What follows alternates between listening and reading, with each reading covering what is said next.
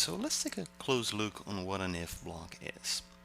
A lot about making codes is writing instructions like we do with the methods. Okay, so we have a start method where we change the name of the cube. We have an update method that is going to change the size of the cube while the game is running, and we made a method that, well, improves the string that we put here, for example. But sometimes we have to check for certain conditions to check if certain conditions are met. So for example, in a first-person shooter, a player could only fly if they have a jetpack equipped. We can only buy a certain bicycle in our game if we have enough money. Okay, so for example, we can only enter a dungeon if we are in the level 50 or more than that. So several times, okay, lots and lots of times, every time, in every game you can imagine, you are always asking questions. Okay, the code is always verifying, comparing things, comparing numbers to see if these things are true. Okay, so a quick way that we can learn how to use an if block is just go to our start method, and we're going to type here if. We're going to open and close parentheses, then we're going to open and close curly braces. Okay, so this is an if block, and whatever we put here between parentheses is going to be our question. So for example, we can ask if 1 plus 1 equals to 2. Notice that different from the assignment operation where I use only one equal sign, we are using two equal signs. So we're going to compare if whatever we have to the left of this sign is the same thing than what we have to the right. So we're asking if 1 plus 1 equals to 2. If this is true, then whatever we put in this scope definition here, so between these curly braces, is going to be executed. So I'm going to type here debug.log, and we want to print a simple message. Okay, so we open and close parentheses, add a semicolon, and now we're going to add the string "we're here." Okay, so we can save this, and if we go to Unity and wait for this compilation to be complete, we're going to press the play button. And after we do this, we print the message, "we are here."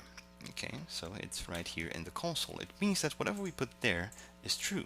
But what if we ask for something else? What if we want to ask if the string cats equals to the string dogs? Okay, so we're comparing two strings in here. We want to see if they are basically the same.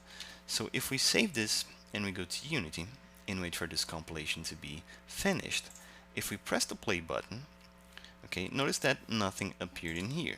And better yet, there was something very interesting. Let me just recompile this code again. Once the compilation is finished, we have a warning. Okay, so it says here, at the line 14 of the cube script, we have a warning called unreachable code detected.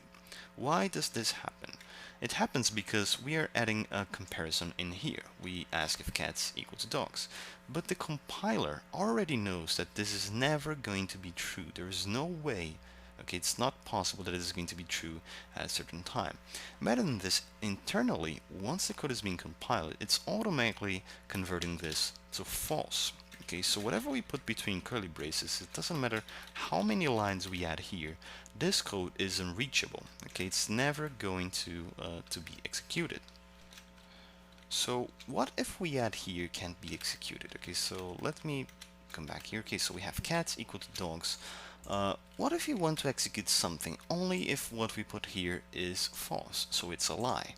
We could add here another line.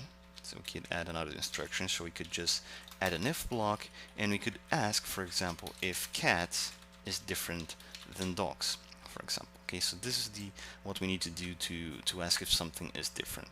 This would work. Okay, so we can type debug.log, we're there, for example. So if we save this and go to Unity and wait for the compilation to complete, we could press the play button once more.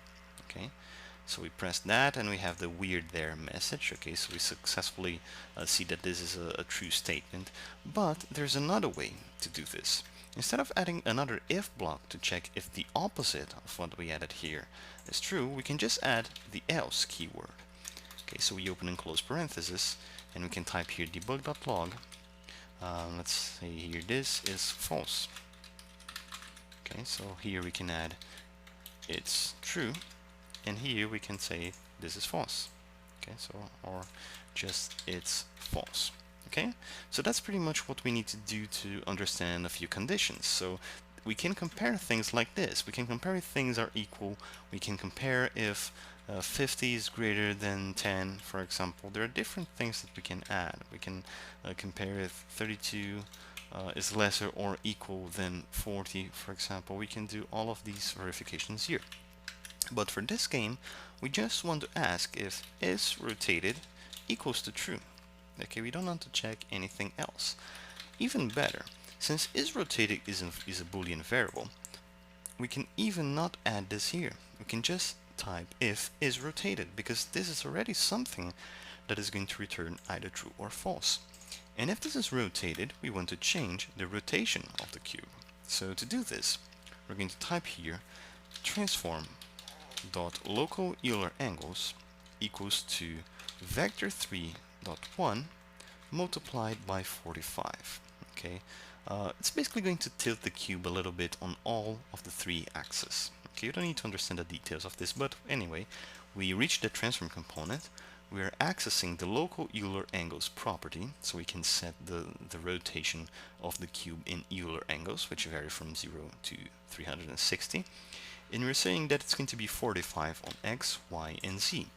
And if we save this and go to Unity, and if we wait for this compilation to complete, we can press the play button and notice that nothing happened. This is the behavior that is going on here because we started the game with is rotated set as false. Okay, so the check mark is unmarked. But if we come here and mark this is rotated and press the play button, now the cube is tilted. Okay, so it successfully changed the rotation of this cube by just marking this little checkbox in here. Okay, so with this we can already work with rotating the cube. Okay, to work with if blocks. Alright, so now that we have this, we took a look on some nice, interesting concepts on coding in C# and for Unity in general. So another thing that is going to be very powerful is to use loops. Okay, so when we use loops, we can perform an operation several times. Let's understand how to do this in the next video.